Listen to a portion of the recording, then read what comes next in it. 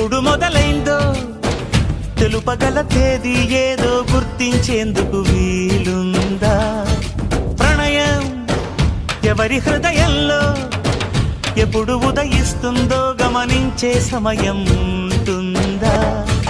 ప్రేమంటే ఏమంటే చెప్పేసి మాటుంటే ఆ మాటకి తెలిసేనా ప్రేమంటే? అది చరితలు సైతం చదవని వైనం, కవితలు సైతం పలకని భావం, సరిగమలెరుగని మధురిమ ప్రేమంటే.